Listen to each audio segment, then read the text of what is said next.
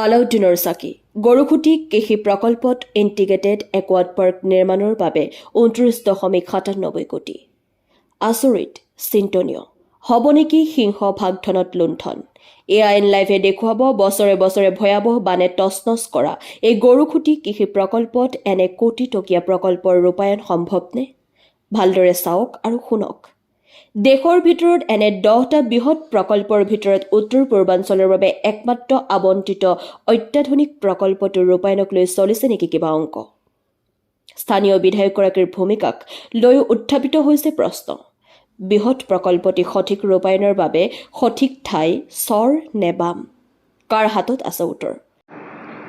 মানে কেন্দ্ৰীয় চৰকাৰে ভাৰতবৰ্ষৰ 10টা ইণ্টিগ্ৰেটেড একুৱা পাৰ্ক নামৰ প্ৰকল্পৰ অনুমোদন জনাইছে আৰু এটা প্ৰকল্পৰ উত্তৰ পূৰ্বাঞ্চলৰ বাবে অনুমোদন জনাইছে। সৌভাগ্যক্ৰমে উত্তৰ পূৰ্বাঞ্চলৰ বাবে যিটো ইণ্টিগ্ৰেটেড একুৱা পাৰ্ক নামৰ প্ৰকল্প অনুমোদন জনাইছে, সেই প্ৰকল্পটো দৰং জিলাৰ চিপাঝাৰৰ আমাৰ ধলপুৰ এৰিয়া, বিশেষকৈ গৰুখুটি প্ৰকল্পৰ অধীনত তাত নিৰ্মাণ কৰিবৰ কাৰণে চৰকাৰে ইতিমধ্যে প্ৰস্তুতি চলাই আছে। যদিও ফাইনেল সিদ্ধান্ত হোৱা নাই, চূড়ান্ত সিদ্ধান্ত হোৱা নাই, তেতিয়া তথাপিও আমি গম পোৱা মতে চৰকাৰে ইতিমধ্যে গৰুখুটি প্ৰকল্পৰ অধীনত এই ইণ্টিগ্ৰেটেড একুৱা পাৰ্ক নামৰ প্ৰকল্পটো ৰূপায়ণ কৰিবৰ কাৰণে চিন্তা কৰি আছে। কিন্তু আমাৰ কথাটো হ'ল এইটোৱেই যে তাত জুন মাহৰ পৰা ইফালে নৱেম্বৰ মাহলৈকে বানপানী হয়, ফ্লাড এফেক্টেড এৰিয়া। তাত যদি ছুইমিং পুল হয়, তাতে কোনে সাঁতুৰিব যাব? তাত যদি অডিটৰিয়াম হয়, তাত কোনে তাত সভা কৰিব যাব? তাত মানে এনেকুৱা ধৰণৰ নাও খেলৰ কথা আছে, বিভিন্ন ধৰণৰ মানে তাত প্ৰকল্পৰ উল্লেখ আছে। গতিকে আমি ক'ব বিচাৰিছোঁ যে অসম চৰকাৰে এই প্ৰকল্পটো উত্তৰ পূৰ্বাঞ্চলৰ দৰং জিলা চিপাঝাৰত দিয়াৰ কাৰণে আমি চৰকাৰক ধন্যবাদ জনাইছোঁ।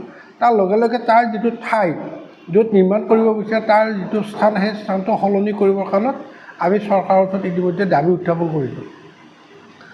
আমি যোৱা 25 অক্টোবৰ তাৰিখে দৰং জিলাৰ উপায়ুক্ত মহোদয়ৰ জৰিয়তে মাননীয় মুখ্যমন্ত্ৰী মহোদয়লৈকে এখন স্মাৰকপত্ৰ প্ৰদান কৰিছোঁ যে ধলপুৰত প্ৰস্তাৱিত যিটো ইণ্টিগ্ৰেটেড একুৱা পাৰ্ক, য'ত 32,97,00,000 টকা, মোটামুটি 33 কোটি টকা, 32,97,00,000 টকা ব্যয় সাপেক্ষে নিৰ্মাণ কৰিবলগীয়া এই প্ৰকল্পটো ধলপুৰৰ বিপৰীতে আমাৰ ইফালে ভোটৰ দল আছে, চুতীয়াকাটা আছে, তেতেলীয়া দল আছে, চলা দল আছে, মোহৰীয়া দল আছে। এই অঞ্চলত যদি ৰূপায়ণ কৰা যায় তেতিয়াহ'লে নেশ্যনেল হাইৱেৰ ওচৰতে হ'ব, মানুহৰ সুবিধা হ'ব আৰু এই অঞ্চলটো এটা উন্নয়ন হ'ব। সেইকাৰণে আমি এই ঠাইটো সলনি কৰিবৰ কাৰণে কৈছোঁ।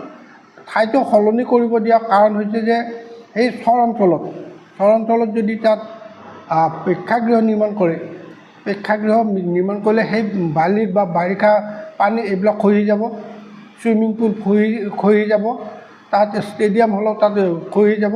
আৰু সেইকাৰণে যিহেতু সেইটো ফ্লাড এফেক্টেড এৰিয়া, তাত নকৰি পেলাই আমি বামত কৰিবৰ কাৰণে বা নেশ্যনেল হাইৱেৰ আশে পাশে যিবিলাক চৰকাৰী মাটি আছে তাত কৰিবৰ কাৰণে আমি চৰকাৰৰ ওচৰত দাবী উত্থাপন কৰিছোঁ। তাৰ কাৰণে নিৰ্দিষ্ট মাটি দেখুৱাই দিয়া হৈছিল বা প্ৰশাসনক দৃষ্টিগোচৰ কৰা? এতিয়া আমি কৈছোঁ যে ভোটৰ দলত 400 বিঘা মাটি আছে, চুতীয়াকাটাত 150 বিঘা মাটি আছে, তাৰ কাৰণে তেতেলীয়া দলত আছে, চলা দলত আছে, আৰু পাক মৌচুমীৰ ঠিক উত্তৰ ছাইডে মোহৰীয়াৰ কাষতে 100 বিঘা চৰকাৰী মাটি আছে, মোহৰীয়া ভিজিয়াৰক বাদ দি।